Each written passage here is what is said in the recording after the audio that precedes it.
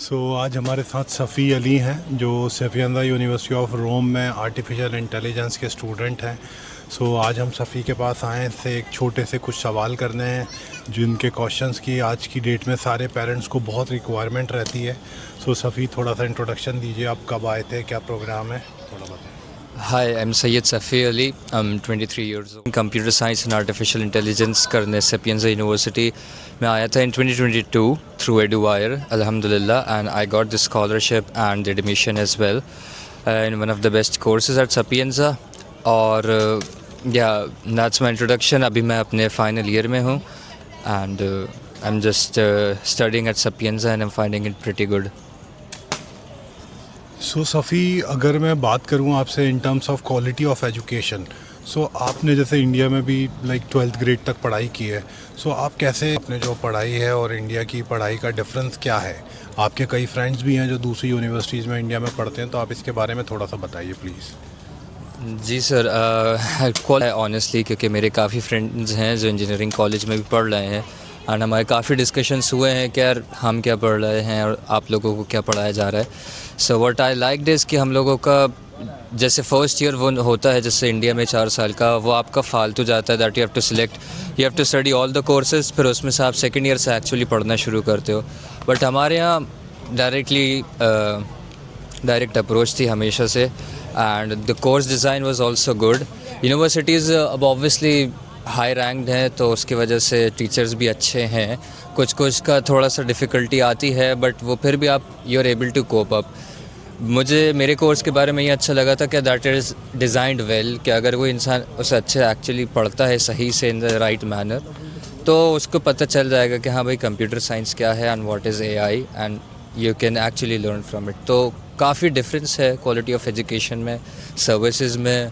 वो मैं छोटी से छोटी चीज़ एक मेंसा या मेस जो बोलते हैं मेस के फूड को लेके बात कर लूँ, या जो क्वालिटी ऑफ क्लासरूम्स हैं जैसे हम लोग मूवीज़ में देखते हैं, हाँ सही में वैसे बड़ी बड़ी क्लासरूम्स होते हैं स्टेयर्स वाले, तो वो है एंड यहाँ पे काफ़ी डिफरेंस है। सो अल्हम्दुलिल्लाह I am happy that I chose कि मैं बाहर आऊँ एंड मुझे वो क्वालिटी ऑफ डिफरेंस फील हुआ।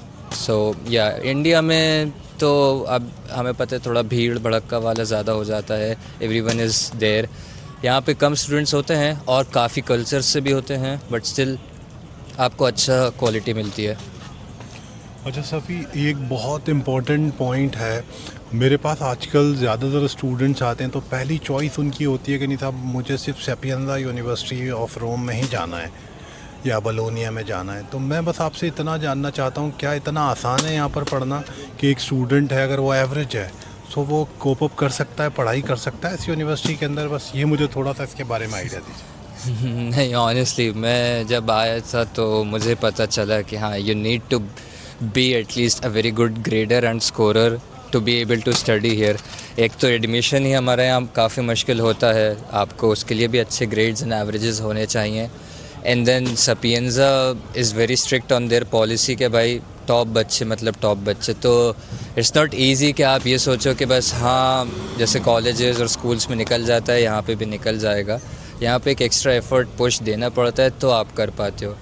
और अगर आप ये सोच रहे हो कि नहीं जाना सपियंजा में, that is very good, but उसके लिए उस हिसाब से मेहनत और वो करना पड़ता है, क्योंकि अगर आप ये प्लान करो कि मैं एक एवरेज लेते हुए चलूँगा then you are left behind और फिर आप थोड़ा क्वेश्चन करने लगते हो चीज़ों को। तो मेरे ख्याल से तो एवरेज है अगर तो ठीक है, आप दूसरी ऑप्शंस भी हैं आपके पास यूनिवर्सिटी के, एब्सोल्युटली ऐसे नहीं है, they are still under 500 top 500 में, तो वो है। बट अगर सपियंजा बोलोनिया और मैं कहूँ मिलान वगैरह का पॉलिमी है उसका टारगेट कर रहे हैं तो I think someone should keep their standards high about this.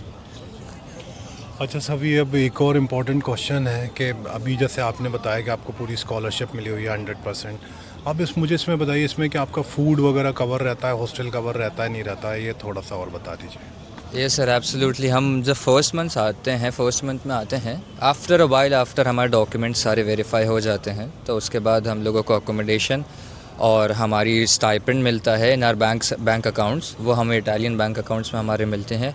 And food Mensa का भी हम लोगों को हम साल भर की फ़ी उसकी हो जाती है पे, and then you can eat 1.5 meals a day for free.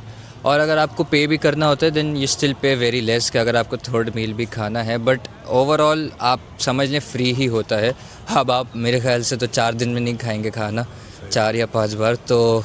And also हाँ, स्कॉलरशिप हम लोगों को अल्हम्दुलिल्लाह फ्री होती है, यूनिवर्सिटी अकोमोडेशंस हैं, तो वो सारा कुछ। स्टाइपेंड वगैरह आपको टाइमली मिल जाते हैं?